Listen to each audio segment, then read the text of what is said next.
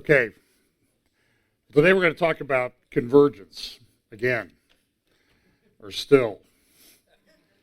Really thought long and hard about how to title this thing today, and I'll talk about it a little bit at the beginning because I think that we live in a very confusing world. So let's pray. Lord, just pray that you will give us a spirit of confidence, not fear, that we'll be able to face the things that are going on in the world around us and to help make some sense of it, and to always be people that are that exhibit your truth and your love to those around us. In Jesus' name, amen. Well, we talk each week about convergence of events. And, there's some weeks when I think, well, I'll certainly be able to get everything done before I walk up here. But this Sunday was about as hard as it ever was, just because there's a lot of mixed messages going on in the world. Let me do a couple things at the beginning. First, Department of Corrections. I had announced that I was speaking at a conference in Calgary the end of April, early May, and that part was true.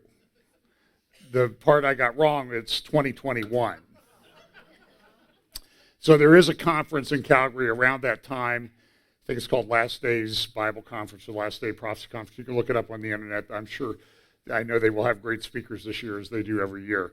So I'm in a year, and so that's good because that gets Canada to get its time to get its act together, get their pipelines finished, and get Trudeau out of office and that type of thing. On March 29th, I'm going to be doing first service here. I'm going to talk mainly about, I think, the Enneagram and spiritual formation as part of an indicator of the last days apostasy. You might remember a number of years ago I did a series on the 7 churches of Revelation. I was actually part of a series on Revelation. And I'll be honest with you, I got to Revelation 17, and I spent a lot of time studying all the stuff about Babylon and Mystery Babylon and all that stuff. And I did not think that I could clear up what I view as sort of a lot of opinions on what that passage means. And I didn't really want to add to the conclusion. When we talk about the church of Laodicea, though, it's interesting. There's these 7 churches in Revelation, and the belief of a lot of people, and I kind of lean this way myself, is that they represent sort of 7 general ages of the church since the founding of the church in the book of Acts, and that the predominant characteristic of the church in each of these eras will be, the characteristics of the church at Ephesus, the characteristics of the church at Smyrna, Pergamum, Thyatira, Sardis, Philadelphia, and Laodicea. And when you get to Laodicea, it's very clear that you have a church that was, this church was really messed up. They didn't get any commendation from the Apostle Paul. They were confused. They had a mixture of everything. And I think it's hard to argue that this is not the age of the Laodicean church when you look at it in the broad term. I get phone calls. I talk to a lot of people. This happens, it doesn't matter what city it's in. People call me up and they're like, I've been to like every church in my area, and it's all churches that are trying to look like a nightclub or try to look like the world. And the sermons are essentially TED Talks, like 15 minutes, good advice, nothing very deep. And one of the characteristics of Laodicea is really wrapped up in its name. The book, Laodicea, Lao means peoples, and dikidomai or dikidzo means opinion. And so what you have essentially the church of people's opinion. And does that sound like the church in general today? When you try to talk to people about, for example, as I'll talk about spiritual formation and the Enneagram, that seems to be sweeping, the Enneagram part seems to be, and I'll explain what it is. It's essentially sort of a personality test, but it's sweeping over the church. And it's like every week I get information that this university or this college or this church or that denomination are adopting this. And it's really pushed by a guy named Richard Rohr, who has a thing called Center for Action and Contemplation out in Albuquerque, New Mexico. And he's not Christian. And everybody cites to him, and he bought it off of some New Age guys, a guy who I can't remember, his last name begins with N, and he is a self-described shaman. And so everybody in the church is running around like, well, I can do better than, I'm going to sanctify this. We're going to have Christian yoga. We're going to have Christian Enneagram. And it's absolute nonsense, but everybody's opinion that what they're doing is okay is running rampant. And the Lord has a very stark warning for that. I know thy works, that thou art neither cold nor hot. I would that thou wert cold or hot. So then, because thou art lukewarm and neither cold nor hot, I will spew thee out of my mouth. Now, there's a lot of allusions in Revelation to the temple. And one of the things that you could not do in the temple area was spit. So essentially, so you just weren't allowed to do that. You had to do it outside the sacred temple precinct.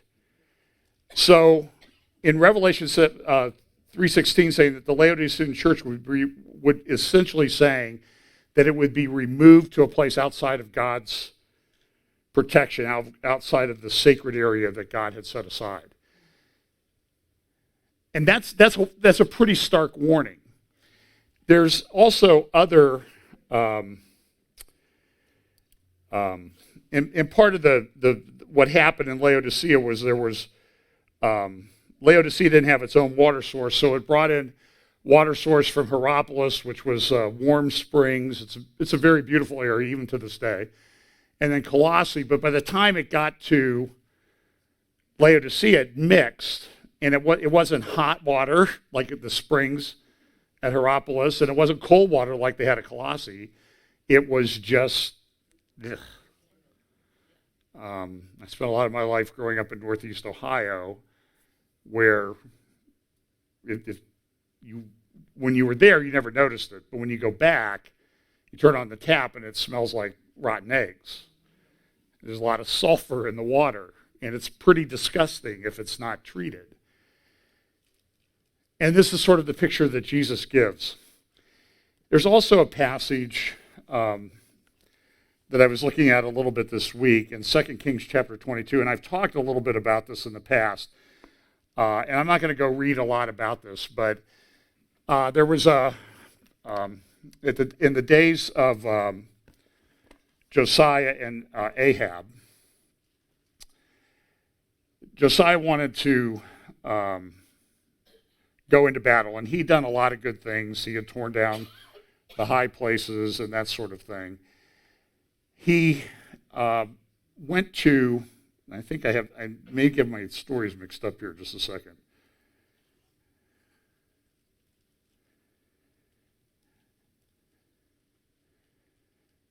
And I'm looking for my, well, I'll have to dig it out later. We'll talk about it later. I shouldn't have talked about it just because I wasn't prepared, but there was a prophet named Micaiah. And he went to Ahab. And Ahab says, what should we do about this battle? Should he go into this battle? The king of Judah. Micaiah says, sure, go ahead, you'll win. And Ahab goes, well, I know you're not being straight with me. And the king of Judah had asked Ahab, listen, do you have any prophets that could help me?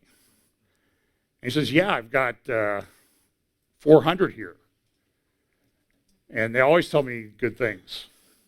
Because, yeah, but do you have any others? Well, I got this Micaiah guy, and he hates me. Because he always gives me bad news. And the long story short was that Micaiah came and told the king what he should do. He avoided it. He didn't do what was right, and the consequences were pretty bad.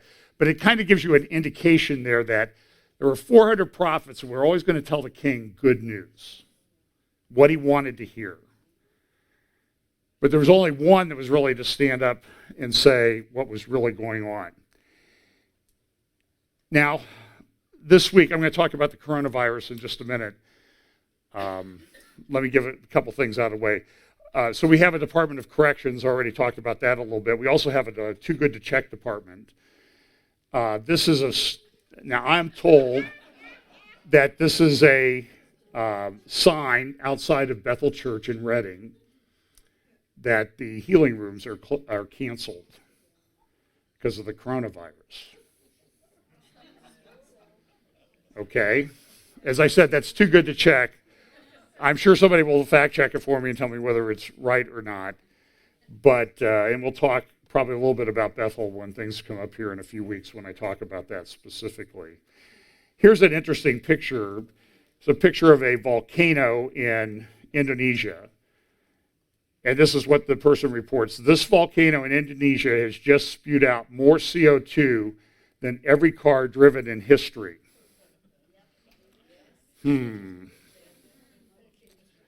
So, speaking of spewing CO2, Senator Charles Schumer was outside the Supreme Court. They're considering an abortion bill. And Charles Schumer had some things to say about Justices Gorsuch and Kavanaugh. From Louisiana to Missouri to Texas, Republican legislatures are waging a war on women, all women. And they're taking away fundamental rights. I want to tell you, Gorsuch, I want to tell you, Kavanaugh, you have released the whirlwind, and you will pay the price. You won't know what hit you if you go forward with these awful decisions. Now this was an editorial cartoon that somebody had made up about Senator Schumer, and he said I wasn't really making a threat. Now it sure sounded like a threat, and I don't really care if people have different opinions about Supreme Court opinions, but even Larry Tribe, who's a very liberal constitutional professor from Harvard University, said that this was way, way out of line. Even some of the people on MSNBC were saying it was way out of line, that what he did, especially in the charged political environment. This tweet came from Ilhan Omar on the same subject. Two accused sexual predators should not be deciding whether or not women have access to health care in this country. So I'm only showing this to show that the level of rhetoric is really ramping up. We're still, 8 months away from this election? We can only imagine what it's going to get like. And you saw a lot of this around the coronavirus this week. Now, MSNBC helped us out with some math issues, talking about the contributions of Mayor Bloomberg Michael Bloomberg to his campaign and how that could have helped other people. So here's Brian Williams and a reporter from the editorial board of the New York Times. But you see it as a possibility if he wants to spend $1 billion beating this guy, he could do it. Absolutely. Somebody tweeted recently that actually with the money he spent, he could have given every American $1 million. I've got it. Let's put it up on the screen. When I read it tonight on social media, it kind of all became clear. Bloomberg spent $500 million on ads. U.S. population 327 million. Don't tell us if you're ahead of us on the math. He could have given each American $1 million and have had lunch money left over. It's an incredible way of putting it. It's an incredible way of putting it. It's true. It's disturbing. It does suggest, what we're talking about here, which is there's too much money in politics. Okay, so simple math, pre-Common Core math. you would actually take 500 million and divide it by 327 million, you would come up with $1.53, not $1 million per American. You would have to multiply that amount that he contributed by 1,000, so which is more money than he even had. And it took them a while. And the interesting thing is that, look, when you speak publicly and everything, you're going to say things that aren't clear. You're going to make mistakes. I've done it. That's why we have the thing called the Department of Corrections here. But this thing went through, somebody had to make up the graphic, copy the tweet and put it up. And they looked at it and they read it and they talked about it. And it got through a lot of different levels with nobody realizing that their math was way off. So they eventually, I think she's locked her Twitter account now, and I don't know if that's a self-imposed exile or whatever. Well, the coronavirus has led to a lot of interesting comments. This one was somebody put up, toilet paper, $3,999, free 1 carat diamond ring with purchase. And so I was thinking about this as I left the office the other day, all the different things, we have the hand sanitizer thing sitting on every desk now, there's a hand sanitizer. And I'm like, but does anybody sanitize the hand sanitizer container? Shouldn't we be doing that? And how do you do that? And so I was thinking like, well, how many ways am I going to possibly get infected with this when I leave the office and go to my car? So I have to push the door open. Whichever way I leave the office, there's several exits. If I'm coming back in, I have to pull or I have to enter a keypad. And then I get to the elevator in the supreme wisdom of our landlord at the Huntington Center in downtown Columbus. They used to come up and you push an up button or a down button, right? Not anymore. They took away the button, and I thought, well, if there was the button, I could take a pencil out of the office supply and then throw the pencil away or something, after I've and so, but now it's a touchpad. You have to touch it with your hand. And so there's one on each side and they have like 3 banks of elevators in the building.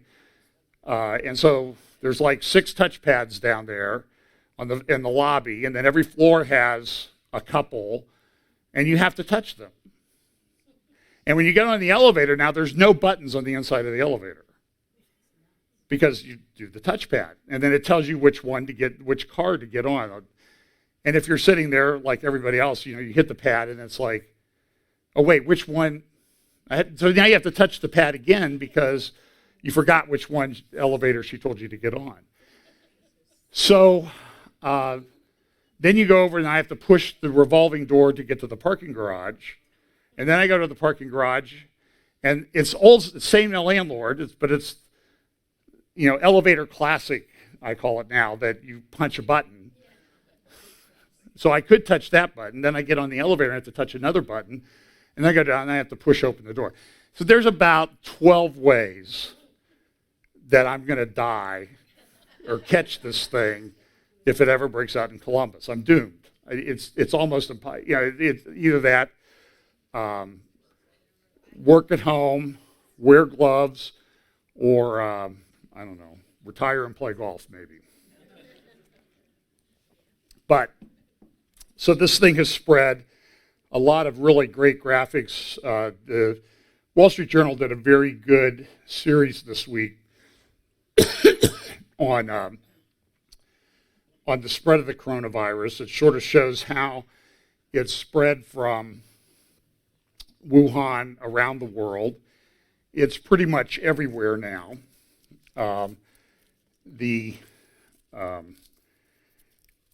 One article that they had in the Wall Street Journal the other day was a doctor's life, all morning. A doctor's life on virus front lines. And this is I will say, I consider myself a moderately intelligent person, able to read a lot of different things. And what I've noticed this week is that it's a Laodicean world. Everybody has an opinion. And very often, people hold opinions that are highly inconsistent. I was listening to a radio show, and the person was quite critical of governments around the world, China and the CDC, and virtually everyone about they didn't do the right thing. They should have shut this thing down early on. And so we can have that opinion. A minute later, he was talking about what they're doing in Kirkland, Washington, where they're quarantining people in nursing homes. And he was saying, look what they're doing. It's horrible. They're violating our civil liberties. Now, wait a minute. So which one is it? You want government to do something, but then when government does anything, you complain that it's a plot to take away our civil liberties or to kill us all or what. It's sort of like I played the video of the Bill Gates funded the Gates Foundation and World Economic Forum funded that coronavirus war game back in October. And so a lot of people, their theory is, they were just planning on how they were going to kill us. But then on the other hand, do we not want public health people engaging in exercises like this to plan? And so what you see is you see everybody has an opinion, and there's this massive cognitive dissonance. So I can tell you for certain is I don't know how bad this thing is going to be.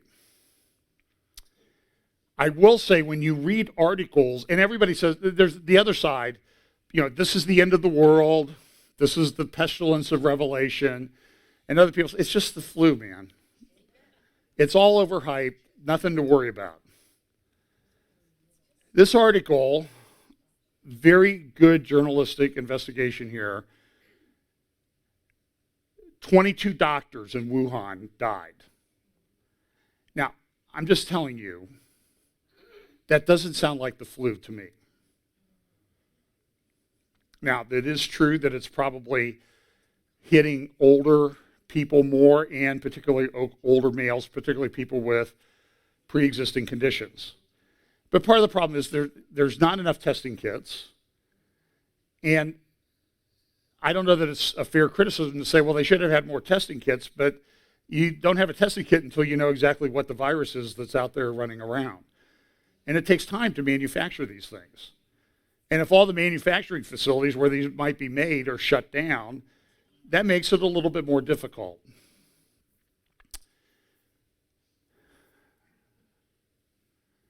And I've heard some of the most disgusting things. APAC, a couple people that went to the American Israel Political Action Committee conference were diagnosed with the coronavirus. And of course, all the people in Congress and I think Vice President Pence and other politicos were speaking at that conference. When those people returned to Israel, if they came from Israel, they were put in 14-day quarantine. And I heard one show, I'm not going to say the name, you can pretty much guess who it is, saying, the Zionists, see, I told you the Zionists are going to kill us. This is the judgment of God for being a Zionist.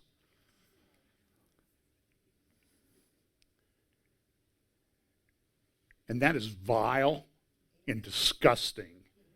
And it is not indicative of somebody that's, well, you can make your own judgment. I don't like to make judgments about people's salvation, but this, you ought to read this. If you can get a hold of this article in the Wall Street Journal about the doctor working multiple hours. They're staying in these Tyvek suits for 10 or 12 hours, not drinking, not going to the bathroom. And, so maybe they're making their immune system, they're killing their immune system by doing the extra work. But I'm just saying, as I read these stories about things that are happening, and I'll play you a clip of a doctor here. So it leads me to believe that it's not just the flu. How far it will spread and how severe it will be is nobody knows at this time. I have seen projections of, millions dead around the world, 1 million dead, 2 million dead in the United States. I do know in Italy, they've shut down the Lombardy region up around Milan and Venice. They have said that they believe in the very short term they will have 3,000 people in need of intensive care beds in a hospital, and they don't have that. I've seen pictures of people dropped off at a hospital, a video of a guy dropped off at the hospital in Tehran, and they let him lay on the street because they don't have a bed in the hospital for him. And of course, some of the places this hits, there's governments that are not very open. So it is a big problem. You can see the growth, the little bar graphs here in the gold color of people diagnosed, people dying, the problems. But the biggest problem seems to be, for sure, one thing we can measure right now is that there is a big economic impact from all of this. For example, this is a chart in the Wall Street Journal showing that when they get in the darker brown the color is, that means that the markets are dropping. The Treasury bonds are at an all-time record low. Mortgage rates, I think, are also at an all-time record low. And things are just not doing well. Now, there's some places that seem to be doing okay, like Hong Kong and Macau and Taiwan. But what they did was when they started seeing this happening, they shut everything down. And I think in Taiwan, they're going to keep the schools closed until May. And so when they do that, then everybody says, well, they're just stoking fear. They're just trying to make people nervous. They're trying to take control of everything. And nefarious people will always try to take opportunities with that. But if they didn't do anything and something happened, of course, what would the same people be saying? Well, you should have done something. And so what I did an interview on Stand Up for the Truth this week, and I said, I don't know. All I know is that I'm seeing some things here that are not the normal outbreak. Bank stocks are down. El Al laid off 1,000 people. Southwest said they're going to be down several $100 million in revenue this quarter. Cruise lines will be going bankrupt pretty quickly. Their stocks have been cut in half. And, so some people say, well, why are they keeping them on the cruise ship? And maybe they shouldn't be, but where did they transfer them? So I saw another radio program, or listened to another program, where they set up mobile trailers in a neighborhood in Seattle. And everybody says, well, why did they do that there? Well, because that's where the people, why didn't they do that out in the woods? Well, because the people are here. And so everybody has, you understand what I'm trying to say is everybody has an opinion. And I don't think I've ever seen an issue that sort of encapsulates confusion more than this particular issue. What happens now when something really bad happens? Are people just not going to pay attention and it spreads even quicker? And we know, if we're students of Bible prophecy, we know that this pestilence is coming. It will come on the world. So at a minimum, this is sort of a snapshot. But like Ahab, he liked the 400 prophets because they always told him good news. You're not going to have a problem, king. He didn't like the prophet that told him the truth.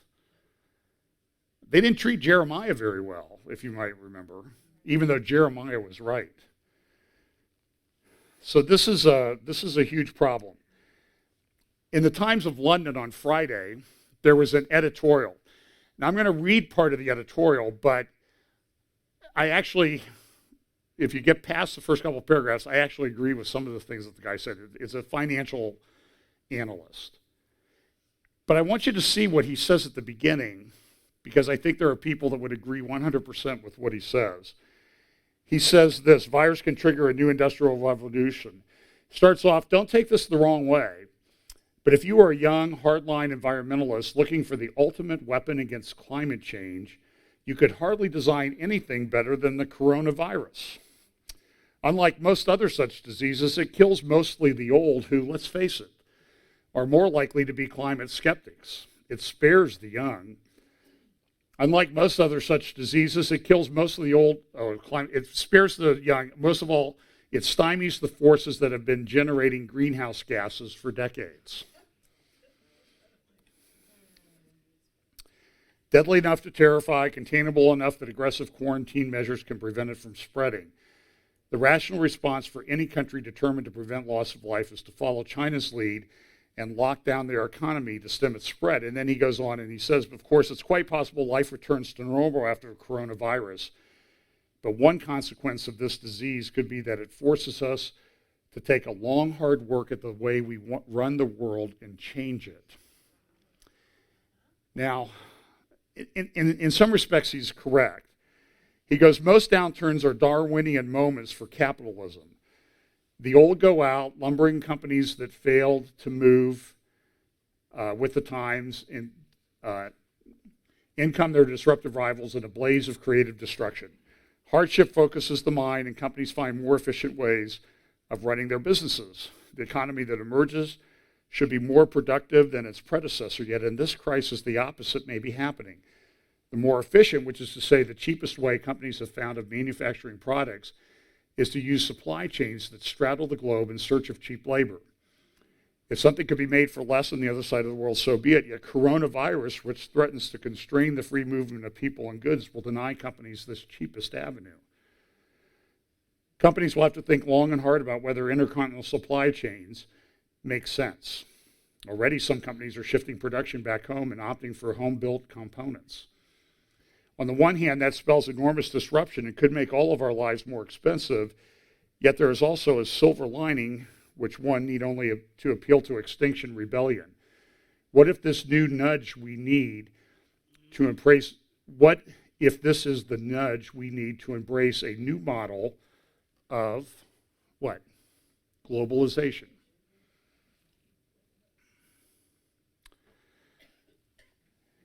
And this is the problem.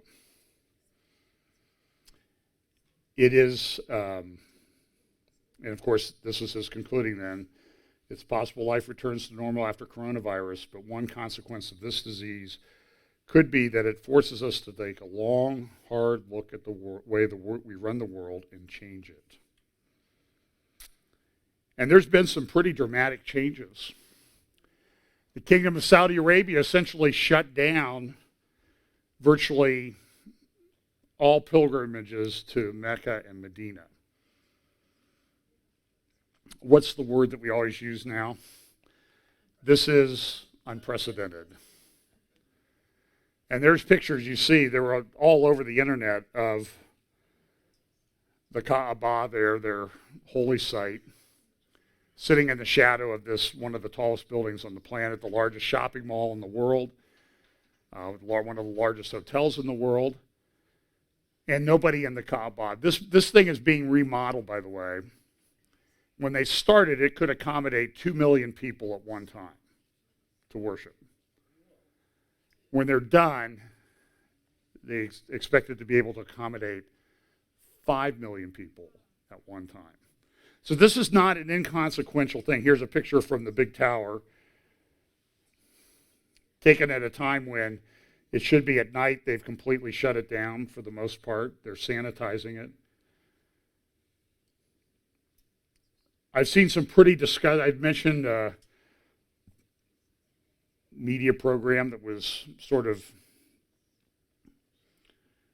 blaming people who's Zionists who support Israel as being the cause. In the Arab newspaper published in London, I saw this editorial cartoon. Now, I sent it around to some people and asked them, what do you think of this? What's on the guy's helmet?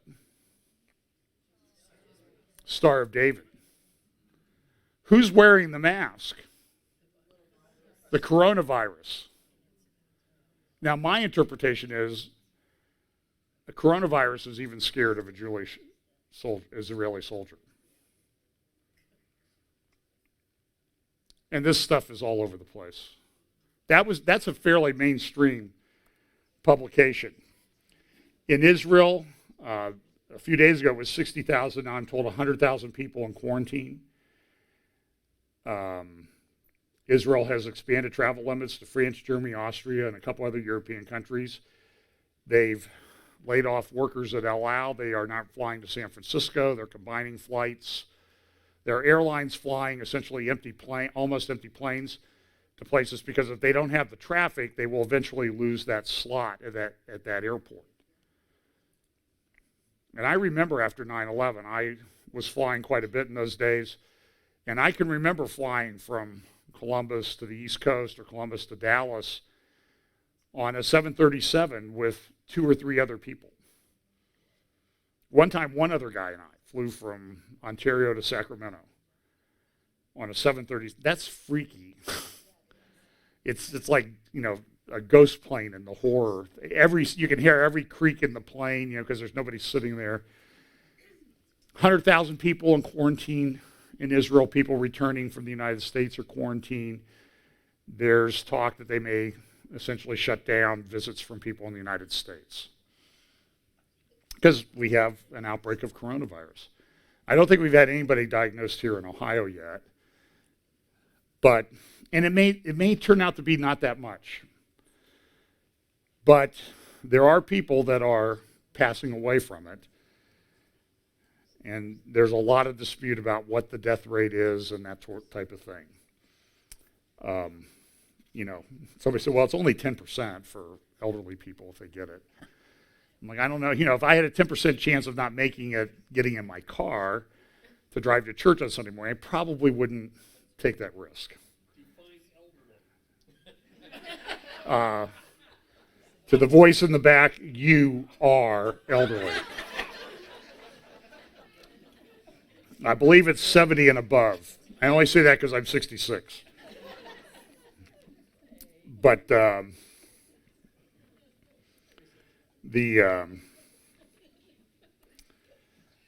here's pictures of Ben Gurion Airport. And if you've ever been there, you know that at times it can take you 3 hours to get through security to get on the plane to fly home. And again, the Wall Street Journal has a very good thing talking about, what can we learn from the Spanish flu that broke out back in 1918 to 1920 and killed, estimated maybe somewhere around 100 million people worldwide, when the Earth's population was quite a bit less. And what are we going to learn? Some of the things that come out of this, though, are kind of concerning because, this thing started in China, it appears, and now this is in the Wall Street Journal yesterday, Made in China Censorship for Sale, talking about how these companies are running to China to figure out how social media can censor opinions that they don't like or agree with on their platforms. And they're adopting the Chinese model wholeheartedly. These are American companies and European companies that are doing this. So the question is, what happens? Does somebody eventually will come up, the man with the plan, as they say. Somebody will have the answers.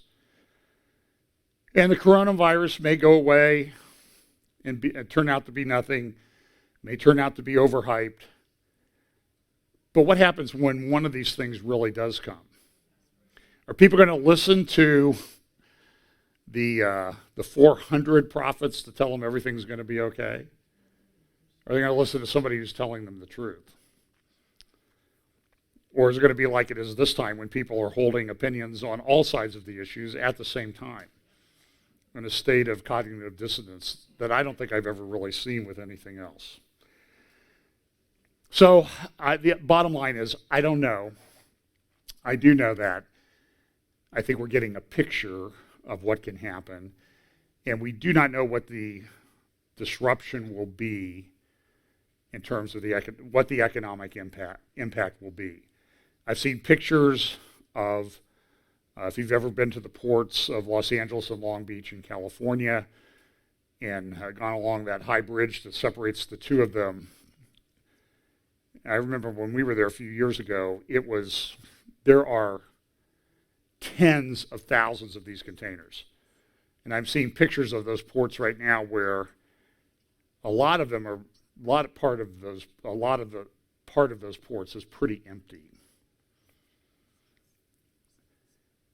Well, when you live in a world where it's just in time, and I love, ordering from Amazon and picking it up the next day or having it delivered the next day. Exactly what I want. But what happens when, I'm pretty sure most of those things say made in China if I ever really took time to look at the box, or made in Pakistan or someplace else. And when shipping isn't moving, goods aren't moving, and when goods aren't moving, you can't fill sales. So it's a big problem. So let's talk about, well, if you want to talk about cognitive dissonance and things that don't really make sense, the third round of Israeli elections took place on Monday. And the result was, don't know yet. I mean, I know what the results were. What will happen? No clue. I don't think anybody really has a clue. So when it first came out early in the week, everybody was like, oh, Netanyahu's going to end up with 60 seats, and certainly he can convince one person from the opposition parties to join, and they'll have 61. And Netanyahu did maybe, of all his elections, he may have done better than he's ever done. Arab press, they're reporting it. This is an Arabic language newspaper from Lebanon. By the way, Lebanon, I don't think I have a slide for this. Lebanon, for the first time in its history, defaulted on some of its bonds this week, just the other day. They're in economic turmoil, having trouble putting a government together. The banks over the last 3 or 4 months have only been open maybe half the time. There are severe restrictions on withdrawing cash. There are severe restrictions on transferring money out of the country. Lebanon's in a big mess, and this newspaper, Al Akhbar, essentially says this, well, Israel voted against the Palestinians. And there's page after page after page in there about how this was an anti-Palestinian, anti-two-state solution vote by the Israeli public. So now what's going to happen? Who's going to get the mandate to form? And again, early on, it looked like maybe Netanyahu was going to have 60 people in his coalition, 60 members of Knesset. Avigdor Lieberman of Israel Beteinu party, it's a largely Russian party. He got 7 seats again, and he doesn't like Netanyahu. So there's all sorts of threats. Here's one of the graphs that comes out. So you see what ended up was Likud got 36, Blue and White got 33, which is kind of amazing because nobody knows what Blue and White stands for. They're just sort of, well, they do stand for something. Not Netanyahu. That's their sort of their operative thing. They don't really have a core. Some of the people in Blue and White agree with a lot of the Likud positions on security and national defense, but then there's the left-wing members. So when you look at the thing on here's a little bit of graphic in English. You can see how these panned out. The Joint Arab List did better than they've ever done. They were unified. So they got 15 seats. So here's the way the blocks do. If you put all the right parties together, you have 58 seats. You need 61. Doesn't work. So what Netanyahu is trying to do is he's trying to say, okay, I want 3 people, and they've identified them. They've had their pictures in the paper and articles about these are the people the 4 people they're going to target to flip. And the people say, we're not changing. Maybe they will. Maybe they'll be offered a portfolio that they can run as a minister in the cabinet, and they may come over. That's how they got Avigdor Lieberman, the Yisrael Beteinu party. But look at what the difference is. So you have 50A here on the right. You have blue and white, who says, well, we'll never join with the Arabs. They were saying that. They have 15, so that's 55, 58 to 55. And so Lieberman's 7 can flip one way or the other. If he goes with the left in the joint Arab list, that's 62. If he goes with the right, it's 65. And he's saying, as long as you got the Orthodox religious parties in there, I'm not joining that party. This morning, this is the news headlines from Haaretz, Jerusalem Post. And essentially, Gantz, it says here in the Jerusalem Post, Gantz starts forming government. But wait a minute, I thought you said he didn't have enough. I thought you said he only had 40 and 15 who he doesn't want to join with, but he would join with Lieberman maybe and the Joint Arab List to form sort of a minority government and take control of things. And Gantz says this is a ridiculous statement. I'll form a coalition. Voters want the prime minister out. He did better than he's ever done. Talking about cognitive dissonance, that's it. Now the proposal is, and the report today is that Gantz is forming a government, very secret talks going on, and I'm sure Netanyahu's doing the same thing. But the word is that Lieberman will join with blue and white in the Arab list to form a government. Temporarily, they will form a Knesset, they will meet, and the first thing that they will do is they will pass a law that says that no one that is under indictment can form a government. And Netanyahu has a trial starting in 2 weeks. So then what they would do is they would form that government, vote on that law, and then their coalition would fall apart and they would call for more elections. Now, and this has very much parallels to what's going on in the United States. Because what it does is it gives prosecutors and judges an outside influence. And Caroline Glick has a very good article sort of tracing the parallels that you can read at Israel Hayom. I won't go into it, but she says the same thing happened in the United States is now happening in Israel. And the people who support this are, they're not thinking it through. Because they may be in the minority someday. Or the people that control the judiciary may start indicting them. And what it does is it puts so much power in the hands of prosecutors and judges. It's not the way it's as undemocratic a thing as you can do. And if Gantz and Lieberman go through this, I hope they are destroyed politically. They should be destroyed politically. Because there's no balance left in the system. And it's exactly what the Democrats want to do here. What Chuck Schumer said is what a lot of the Democrats are doing, and again, everybody criticizes the judiciary. They make stupid decisions. The president does this and everything, but when you start threatening them physically, that's a different order of magnitude. So the question is, so everything in Israel is in complete turmoil.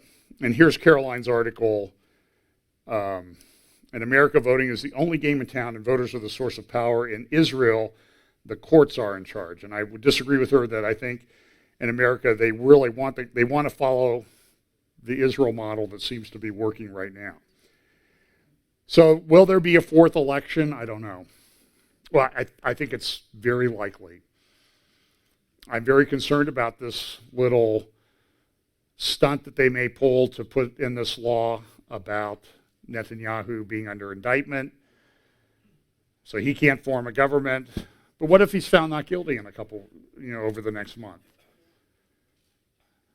Well, they'll come up with other indictments. And now I hear they're considering indictments against Lieberman. They're considering things against Gantz. And it's just a huge mess.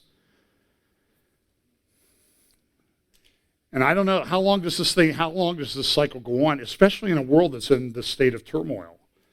Somebody suggested that this might be a campaign poster in 2053 as things move forward. Round 72 between Gantz and Netanyahu. Who knows? So that's, I think this turmoil thing, well, let me suggest this. Jared Kushner met with the UN Security Council a couple weeks ago and did a PowerPoint presentation for them on the plan that he developed for the Trump administration, the Peace to Prosperity Plan. Reports in Axios and Jerusalem Post over the last couple days says that Kushner he met with the U.S. senators this week, and he gave them the same PowerPoint presentation. Kushner is reported to have said, listen, if the Palestinians don't come to the table, we're going to give the green light to Israel annexing land right away. And then all things are off. All bets are off. But I just want you to put this in the context of like the Daniel 9 passage that we talk about, the confirmation of a covenant. And my view is the word there, it's like forced an agreement on them. It's not necessarily something that everybody, loves. And I think that the chances that something like that would be forced on Israel go up when Israel is in a state of political turmoil. And I'm not saying that what Trump came out with is the plan, but look, here's some of the slides from Kushner's presentation. I'd like to tell you that I have secret sources at in the Capitol, but I found it on the internet. You can find almost everything on the internet now. It's amazing. It's like there are no secrets. The secrets are out there. So here it says, peace, prosperity, a plan to improve the lives of the Palestinian people. So he gave this to the UN Security Council. He gave this to the Senate. So he says here, these are real slides from his presentation. Definition of insanity, doing the same thing and expecting a different results. And he goes through and he traces all of the different plans and peace talks that have taken place over the years. And the only thing that happened is Israel continues to annex more land and the Palestinians continue to get more money and nothing ever gets solved. So he says this, how this conflict is used by jihadists to radicalize youth. And he shows some of the images from Twitter that in different social media platforms that are used to get people riled up. He does a summary of the deal. So there's been a lot of controversy, is he dividing the land and all this other stuff. So look, here's Jared Kushner's own words, okay? What is the first point that he makes in the summary of the deal? Two-state solution. Now, I haven't taken math for a long time. And I went to IU Law School, so we were told at IU Law School, if you ever have a math problem, hire somebody from Purdue. Okay, if you have anything, because Purdue, they're into farming, anything involving math and animal husbandry and engineering, you go to Purdue. So if you have a manure problem, you hire an expert from Purdue, because they understand that stuff. Because they have degrees in it, I think. So, but I do know that if you have one state and you turn it into two states, that requires division. Pretty simple division. Palestinian capital in East Jerusalem, define land swaps. Al-Aqsa Mosque secure and open to all. But then there's other things, though, that are kind of inconsistent with that, because he goes on to the other, one of his other slides. He talks about, here it is, Israel and the Islamic world, the source of the conflicts, is dispute over the security, administration, and access to the Haram al-Sharif al-Aqsa Mosque, the Temple Mount. And how are they going to do that? So, these are Jared Kushner's own words. You can find the thing online and look at them. But they're trying to come up with a two-state solution. I don't think there's any, it's how he pitched it everywhere he went. Now, the Palestinians don't like it, probably won't agree with it. In Israel, they don't really like it, and they may just go ahead and start annexing land anyway. I'm just saying, in the state of political turmoil, the chances that somebody would force something on the parties, I think, is increased than if you have a strong government. I have no idea how this is going to play out. He notes 700 United General Assembly resolutions on the Israeli-Palestinian conflict. over 100 Security Council resolutions. So he talks about, we want to bring it into this. I will also say this on the UN. I didn't have time to put it into a slide. UN human rights people came out yesterday or the other day with a document. I'll put it in my presentation for next week. Essentially saying, if you have you could not use religion as a basis for denying LGBT rights to people or making decisions about that. In other words, it goes along with this thing that I've talked about a number of times. You see it happening in France, you see it happening in Europe in particular. You're allowed to believe anything you want as long as you never talk to anybody about it. It's private belief is what's protected. In the United States, our Constitution says the free exercise of religion is protected, but there are people like Ilhan Omar and Rashida Tlaib and Chuck Schumer and Nancy Pelosi and Joe Biden, who in Columbus last year at the whatever that group is, they have the blue thing with the yellow equal sign. Human Rights Campaign, I think it is. And he said, first thing I do is put in the Equality Act. And he released a bunch of stuff this week that is consistent with what the UN said about how you religious people should conduct yourselves and how you cannot use your religious beliefs. There's a great interview on BBC that I saw this week. You can probably find it on Twitter. I'll try to play it next week. And it's essentially, look, this is, it's a young lady. It's the lady I mentioned like a week or two ago who's suing the doctors and the NHS for having done a mastectomy on her and giving her puberty blockers and all this stuff. And she's angry.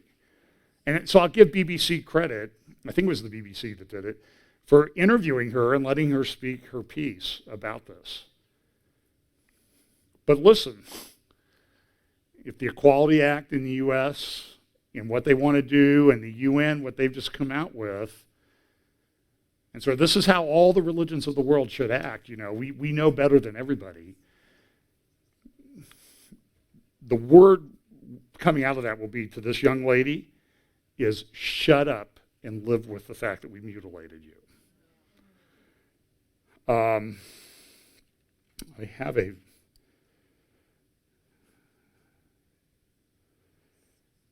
a clip.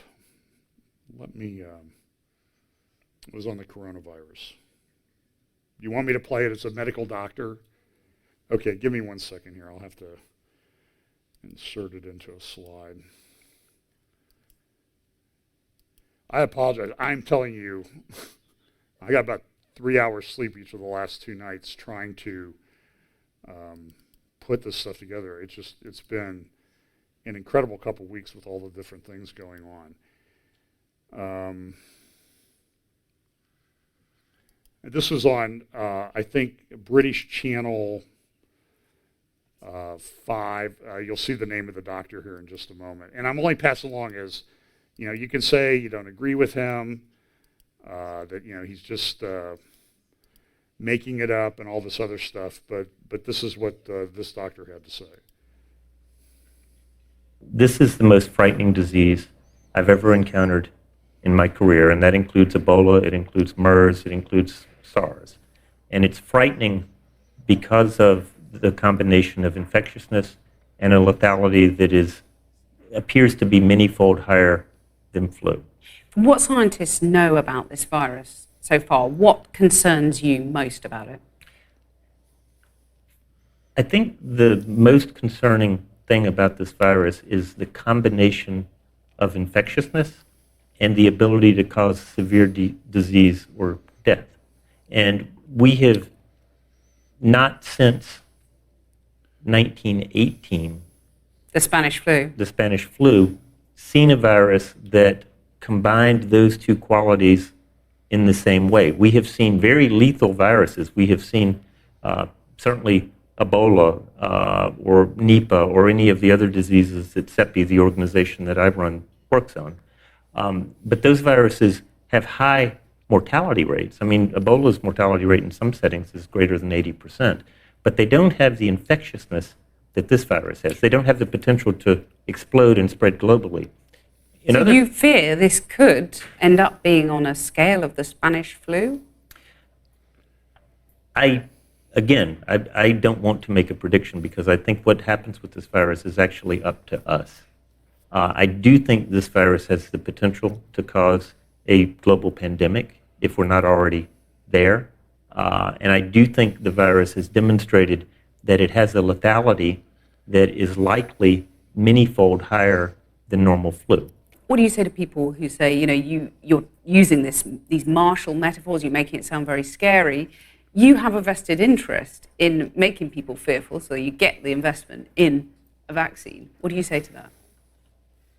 I've been working on epidemic preparedness for about 20 years, and completely dispassionately, without elevating the temperature or speaking hyperbolically. This is the most frightening disease I've ever encountered in my career, and that includes Ebola, it includes MERS, it includes SARS. Well, so that I just wanted to back up on that because I forgot to play that. So listen, like I said, you can give me.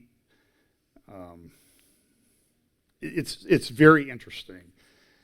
Early in my career, I did a lot of medical malpractice work, defending doctors, sometimes going after doctors for medical malpractice. And we would always hire experts. And so one side would bring their expert in, and the other side would bring their expert in, and the jury would decide who wins, or you would settle the case. And some people made a living doing this. I remember a guy in Philadelphia, I deposed him many times. And the last time I deposed him, he said, just sit there, take your notes. I'll go through all the questions that you go through every time that we have these depositions. And he just talked for an hour. And I said, I think you covered it all, thanks. And got up and went and had a cheesesteak and came home. And so you can always find people on either side of these issues. So it's very difficult to figure out exactly what the truth is. And frankly, I don't know, if you took all the voices that are out there talking right now to a jury, you'd probably end up with a hung jury that couldn't come to a decision.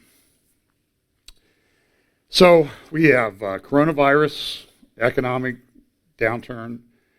We have turmoil in Israel, elections, peace plan, that type of thing. And then we also have this situation with Turkey, Russia, and Syria, and with Iran layered on top of it. And Iran has its own coronavirus outlet. And this is a speech that Erdogan gave this week in Turkey. And he framed Turkish military cross-border offensive as a religious war. He even recited a poem that describes the Turkish army as the last army of Islam that dies for Allah. He promised that God supports Turkey and everybody will see how capable the army is. So this is the rhetoric that he's using. What he's doing, it is a religious holy war that he's engaged in. Somebody pulled this out. Somebody tweeted this week. It's a video of Erdogan many years ago. And it says, essentially, I had the quote here someplace. Erdogan is God's messenger, Allah's messenger. This is how a lot of people view him. So you have to keep that in mind. So we have this situation in northwest Syria in Idlib, and there is a series of a lot of problems that are going on. In the context of this, there's a very good article in the Wall Street Journal by Jonathan Spire the other day, Israel's new diplomatic moment, because of all this turmoil that's going on and some things going on in the Arab world and the Arab world's stalemate or governments being very unstable at the moment. And essentially what he says is, this is a great moment for Israel diplomatically. With the subtext like, if we had a real government, it would be a great moment. But we don't have it. So are we going to be able to take advantage of that? So there's a situation in northern Syria, northwest Syria, Turkey, Idlib province. I have a couple maps here. Let me give maybe a little better map. So what happened this week, well, early in the week, Jonathan Spire had another great article in the Jerusalem Post, and he talked about Idlib, the next phase. This is before Erdogan and Putin got together. And Spire looked at everything. He's a very good analyst. I highly recommend his work, that you read it to follow what's going on. And he said, Erdogan and Putin are going to probably work it out some way, because they're both at the risk of losing a lot if this thing unwinds the wrong way in Idlib. I saw this editorial cartoon in one of the papers that I look at, an Arab language newspaper, and you see the imagery that's used. I mean, I love editorial cartoons because of the imagery that they use. And you see Erdogan or Putin holding a olive branch in one hand, and the other one is shelling villages. And this is a picture. This is Balyoun village in northwest Syria in the Idlib area. And this is drone footage taken the other day. The damage in that village. Now, what do you think happened to all the people that lived there? Do you think they're sticking around? Do you think they've gone anywhere? I mean, you see these pictures of cities and towns and villages all over Syria that look like this. There's nobody around. People don't want to live in a war zone. Another thing that's happened too in this Syria-Turkish conflict, played a lot of pictures of this, is Turkey has really developed over the last 15 years pretty good technology and use of drones. Now their drones are getting shot down, but they're not losing people, and you can see that there's all kinds of statistics out there, and they've taken out 100 tanks. Some reports are 3,000 Syrian soldiers. They've also lost over 100 soldiers. I think I played this one last week. The guy here that you see this blast, and then when it clears, you see this, who got to be one of the luckiest guys in the world, running away from that when everybody else was killed. So Putin and Erdogan got together this week. Now, on the left is the meeting between Putin and Erdogan when they first met in Moscow. And if you look at that video, there's a very good body language behavioral analysis of what was going on there. But if you watch Putin, very little eye contact, and the way he's using his hands, and that type of thing. And look, there are experts that can tell you almost exactly what he's thinking. And you can tell if you watch that video that Putin is not very happy. Now, this is causing a lot of problems for Putin, because he may have to get his military actively involved if Erdogan keeps doing what he's doing. And Putin has some assets there in Syria that he wants to protect. But if you really watch that closely, even if you're not listening to it, Putin's voice was very tight. Very little time was he spent looking at them. Now, they had a meeting for about 6 hours, and they came out after that meeting was over, and they announced that there would be a ceasefire. This is a very hot area of the world. If you just look at the map, let me get my little laser pointer up here.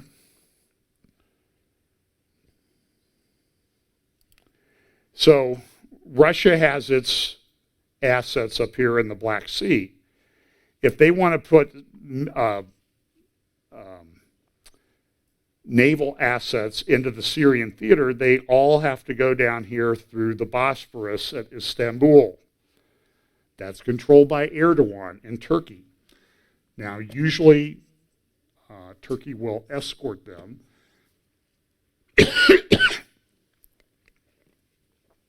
With naval ships, but now they're escorting them with police boats. They haven't shut it down yet. And so what Erdogan or Putin wants to do is he has to come all the way around here, around Turkey, all the way over here to Tartus is right here south of Latakia. Latakia is where they have an air base. Tartus is where they have a seaport in Idlib province. Here I actually have a zoomed in version. So here is the area of Syria, northwest Syria and southern Turkey. You see Idlib. Here's Aleppo. Here's Idlib. And here is Latakia. There is a road that goes all the way up here through Idlib to Aleppo, to northwest Syria. There's Raqqa. That's where the Islamic State had its capital over here. So that's the Euphrates River and reservoirs along the Euphrates. So it's very important that they're able to get the supplies from Latakia and Tartus down here, up this road over to Aleppo, because they want to maintain that area. Aleppo, I think, is the most populous, is or was the most populous city in Syria, about 4 million people. About 20% of the country lived there at one point.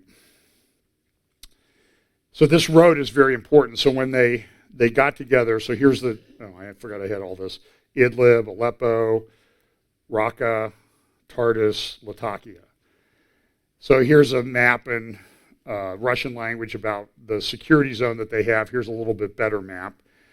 And so what they did was along this highway from Latakia to Aleppo, they've made a security corridor now, which is sort of like a no fighting zone. And they signed it up and everybody went back and they're already fighting.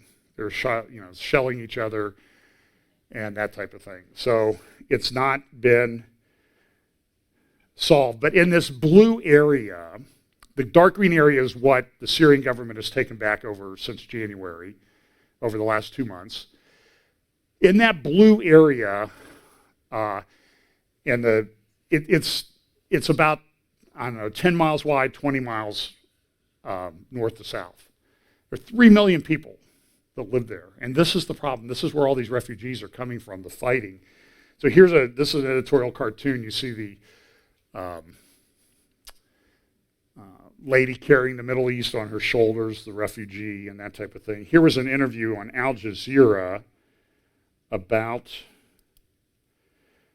boy, I didn't do very good. Hang on a second here. I got to put my slide in.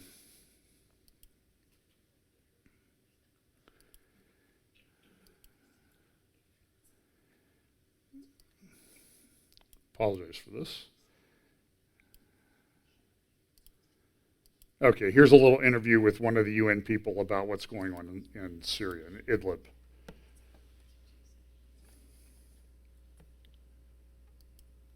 But the harsh, brutal reality is that there is no escape for a lot of these people, is there? Turkey, which has taken in millions of people in the past, has shut the border. So if you're a Syrian stranded in Idlib right now, there's basically a death sentence hanging over you. Yes, what we're dealing with is a situation of 3 million people who are trapped in a war zone. These are people who are not simply fleeing fighting between two opposing armies. This is a population which itself is under attack. They come from towns and villages which have faced systematic, wide-scale, indiscriminate bombing, airstrikes and shelling that has continued day and night. Entire cities and towns have been emptied out. And as these people have fled, many of them have been hit along the way when shells and airstrikes have landed on the routes that they've been using to try to escape. So this is a protection crisis on a monumental scale, and something has to be done. So are you calling on Turkey to open the border, or is it impossible for Turkey to cope with another 3 million refugees, given I believe they've already taken in 4 million Syrians over the last few years? Turkey already hosts more refugees than any other country in the world, and it hosts many more Syrian refugees than any other country, 3.6 million Syrian refugees. So most UN member states are not being heard calling on Turkey to open its borders. I think they know that if Turkey has to open its borders, the next question will be, are European countries going to be opening their borders? And are you saying that European countries should be taking in more Syrian refugees? Because again, European governments say that's a problem for us. Well, the whole world needs to shoulder its responsibilities towards these people. If they cannot be protected inside their own country, then they'll have to be protected somewhere else. And so But the harsh, oh, there it is. I brutal. did actually have the slide, and I apologize. So one last thing here. So there is this big conflict now. Oil prices are dropping. I think I bought gas for $1.80 the other day here in Columbus. So the Saudis are saying we got to cut back production to raise the price. But when you do that, you're not selling as much oil, so even though you're getting it, you're losing revenue. And Russia is saying natural gas and everything, we're going to sell and pump as much as we can. So there's this conflict that's developed between Russia and Saudi Arabia. And even internally within Saudi Arabia, there's a lot of conflict internally about how do we deal with this problem. Because they need oil to be at about $65, $70 a barrel, and now it's around 50. Natural gas prices are dropping. This is a huge economic problem. It's creating more problems in the Middle East, even within a government like Saudi Arabia, which is viewed as somewhat stable. And so now there are these reports that Mohammed bin Salman has arrested a couple of other princes. A bunch of people have been detained. There are reports, I've not been able to verify them, that King Salman, he essentially in 2017, he turned over everything to his son as the crown prince. But he's in a coma or has died. These are the rumors that are floating around. So he's had to retain, he's put all these people in. And what you see down here, like in the lower right-hand corner, you see these people in the national security apparatus in Saudi Arabia. They're putting up tweets and stuff about, long live Mohammed bin Salman and King Salman, because I support you. So now I'm just going to show you a little bit about how this all come about.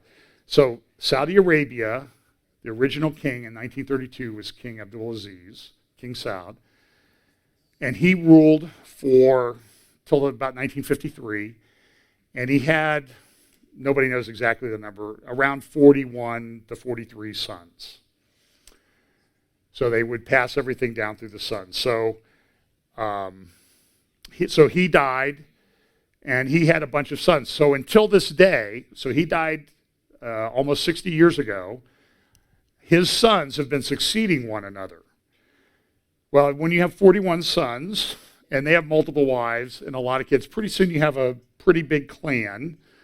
And then he had a wife that was the favorite wife. So 7 sons from the favorite wife have been the ones through who the king line has gone.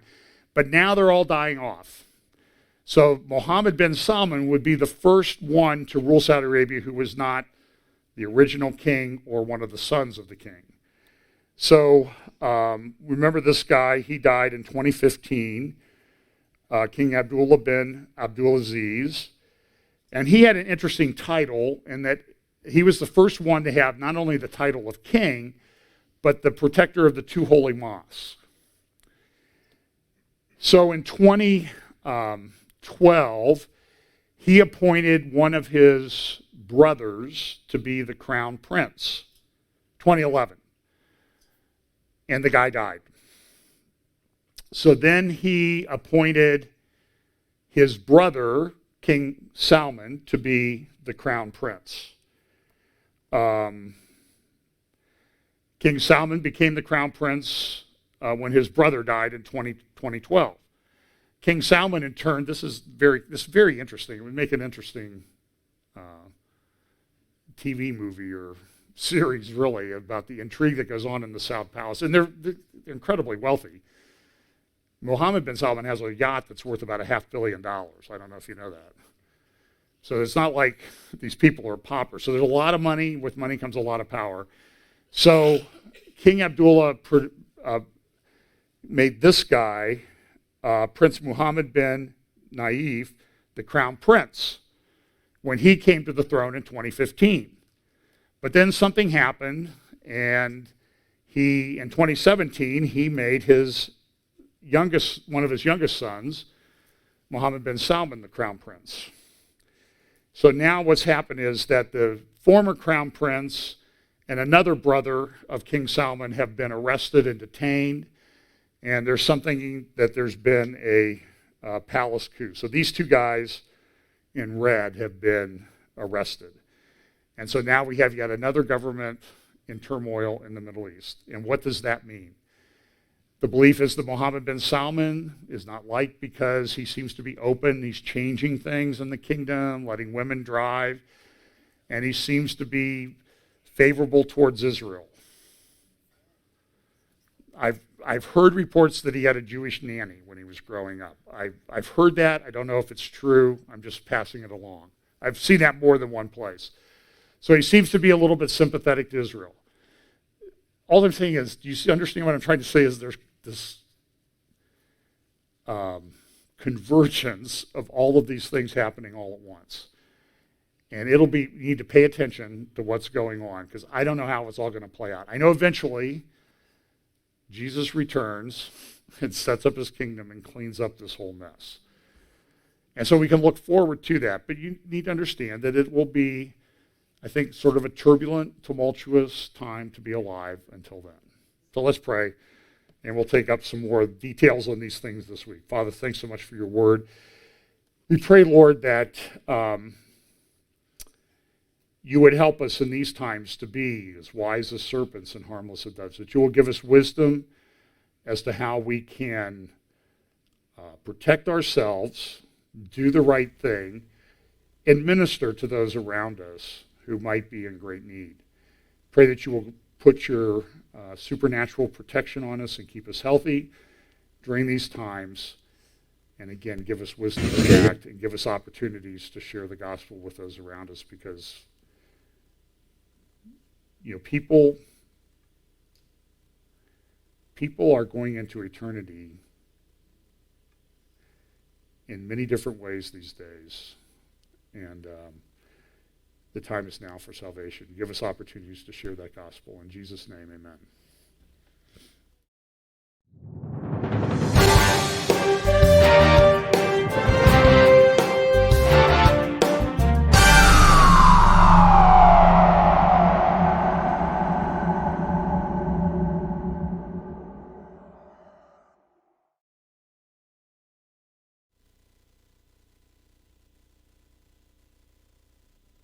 Here we go. Copyright, I get it.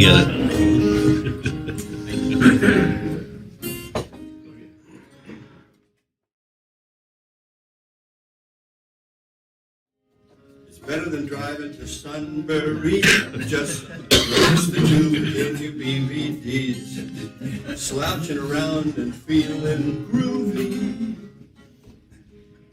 Da-da-da-da-da-da, feeling groovy.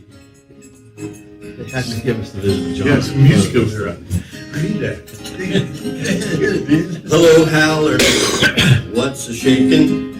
Don't want to watch the world a quaking. Ain't you got any good news for me? Do watching TV. Da-da-da-da-da, feeling groovy. We're gonna do another Howler verse here.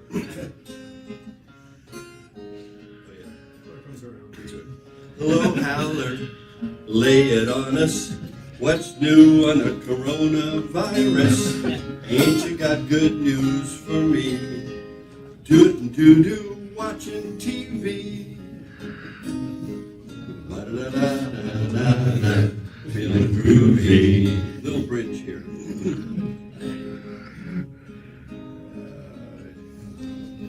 We got graphics galore and fake news is cheap. Sometimes it's so wacky it lulls me to sleep. Let Convergence just steamroll and buffalo me. John, we love you. You're so groovy.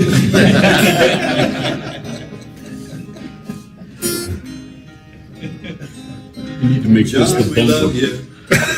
You're so groovy. That's all. Very good.